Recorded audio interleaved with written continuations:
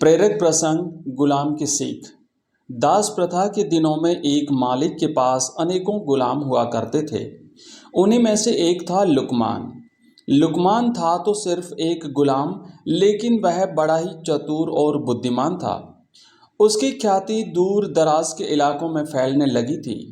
एक दिन इस बात की खबर उसके मालिक को लगी, तो मालिक ने लुकमान को बुलाया और कहा, सुनते हैं कि तुम बहुत बुद्धिमान हो। मैं तुम्हारी बुद्धिमानी की परीक्षा लेना चाहता हूँ। अगर तुम इम्तिहान में पास हो गए तो तुम्हें गुलामी से छुट्टी दे दी जाएगी। अच्छा जाओ, एक मरे हुए बकरे को काटो और उसका जो हिस्सा बढ़िया हो उसे ले आओ।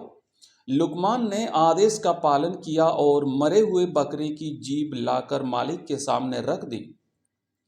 कारण पूछने पर कि जीभ ही क्यों लाया, लुकमान ने कहा, अगर शरीर में जीभ अच्छी हो तो सब कुछ अच्छा ही अच्छा होता है।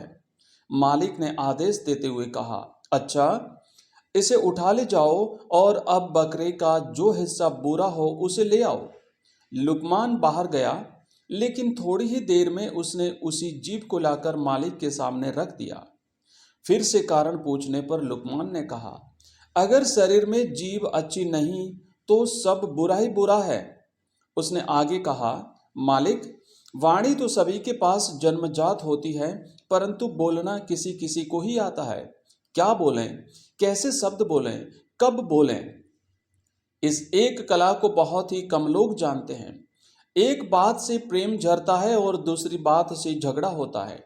कड़वी बातों ने संसार में न जाने कितने झगड़े पैदा किए हैं। इस जीभ ने ही दुनिया के बड़े बड़े कहर ढाए हैं। जीभ 3 इंच का तो हथियार है, लेकिन जिससे कोई 6 फीट के आदमी को भी मार सकता है, तो कोई मरते हुए इंसान में भी प्राण फूंक सकता है। संसार के सभी प्राणियों में वाणी का वरदान मात्र मानव को ही मिला है। उसके सदुपयोग से स्वर्ग पृथ्वी पर उतर सकता है और दुरुपयोग से स्वर्ग भी नरक में परिणत हो सकता है। भारत के विनाशकारी महाभारत का युद्ध वाणी के गलत प्रयोग का ही परिणाम था। मालिक लुकमान की बुद्धिमानी और चतुराई भरी बातों को सुनकर बहुत खुश हुए। आज उनके गुलाम ने उन्हें एक बहुत बड़ी सीख दी थी और उन्होंने उसे आजाद कर दिया। मित्रों, इस कहानी से हमें यह शिक्षा मिलती है कि मधुर वाणी एक वरदान है जो हमें लोकप्रिय बनाती है। वही कर्कश या तीखी बोली हमें अपयश दिलाती है और हमारी प्रतिष्ठा को कम करती है। आपकी वाणी कैसी है? यदि वो तीखी है या सामान्य भी है तो उसे मीठा बनाने का प्रयास कीजिए। आपकी वाणी आपके व्यक्तित्व का प्रतिबिंब है, उसे अच्छा ही होना चाहिए। धन्यवाद। ऐसी ही कहानियों के लिए सब्सक्राइब कीजिए।